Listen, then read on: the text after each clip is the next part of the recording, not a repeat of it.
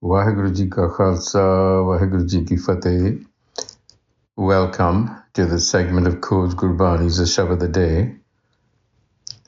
Our recitation today is from Asa Mahalla Chotha, the fifth of 8 stanzas. Stanza 5 on page 443 of the Guru Granth Sahib Ji. And the recitation first. Asa Mahalla Chotha.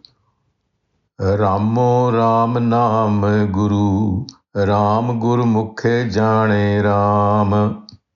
Eho Manua Khin Oob Payali, Paramada Ikat Karyane Raam.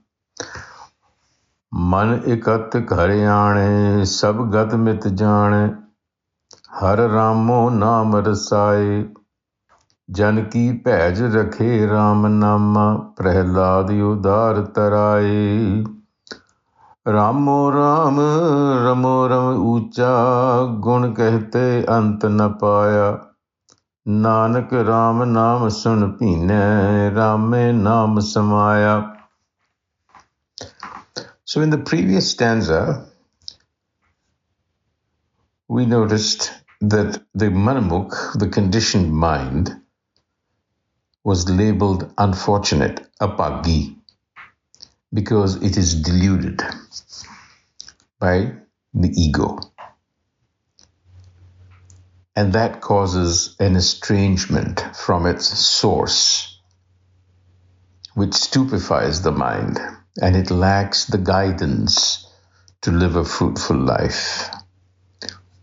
In this stanza, the Guru continues that thought and describes why the mind is the way it is and how good guidance can be the anchor. The Guru begins by reminding us that Raamo Raam Naam Guru, Ram Guru Mukhe Jane Ram. So Raamo Ram, that all-pervading Ram, Naam is wisdom. Guru, Ram, Guru, it is not only wisdom, but it is also the primal enlightener. And Ram, Guru Mukhe Jane Ram. So the Gur-guided Gurmukhs experience this all-pervading Ram, Raamo Ram, as wisdom, as the Guru. So you see, that is how this experience is to be had, or how to be guided. And so the next line comes to the essential problem again with the mind. Eh manua, this mind, kin oob pe Allah, kin in a moment.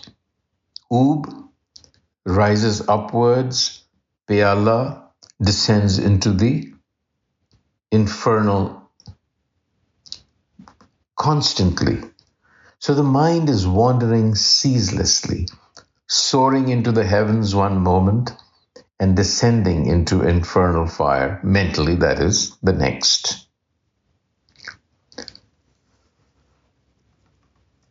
Ikat kar ane Ram. Only when it comes back to its primal essence that it becomes gathered and anchored in the present.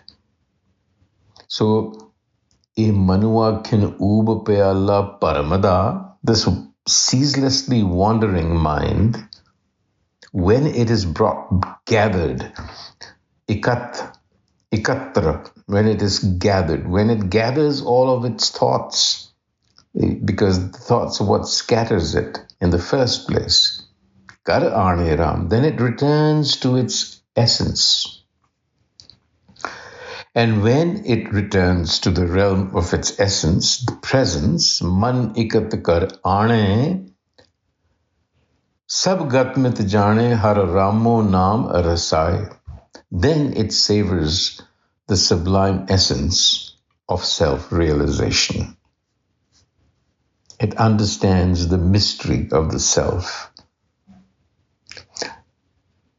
And this wisdom, this self, is sheltering, and it rescues the mind from its ceaseless wandering and anchors it and guides it, just as it guided Prahlad. The example of Prahlad, the devotee, the devout Prahlad, who finds mention in Gurmat as a Bhagat who escaped the wrath of his father, guided by the Gur. Janaki Paj Rakhe Raamo Raam Naam. This wisdom shelters the servant devotee. Prahlad Udhar Tare, just like it rescued Prahlad. So this omnipresent and sublime wisdom that we call Ram, it transcends all bounds. Raamo Raamo Raam, Ucha, Gun kehte ant na paya. Its qualities are endless and boundless. Nanak, Ram Naam sun pinne, Rame Naam samaya. Pinne, ecstasy, to become moist with this knowledge. In other words, to be soaked up in it. And in that self-knowledge is ecstasy. And Ram and Naam Samaya, in union with wisdom, one finds eternal bliss. So the mind that is constantly bombarded by external stimuli and its internal thoughts, which creates that wandering, is in a state of perpetual fluctuation. We know that. Our minds are constantly fluctuating, vacillating, moving between sublime thoughts and infernal emotions. It's never at rest. We experience that. We know that. And what does this do? This incessant flux do? It disconnects the mind from the present. And when you are disconnected from the present, you don't blossom. You're conditioned, and you keep perpetuating this cycle. So you are hindering your own blossoming, your own progress. So in order to break that, the Guru gave us the example in the first line of the stanza where he said, Raamo Raam Naam Guru, Ram Gurmukhe Jane Ram. So the Gurmukhs, the Gur guided, or by being Gur guided, you can anchor your mind in self-knowledge. Waheguru Ji Ka Khalsa, Waheguru Ji Ki Fateh.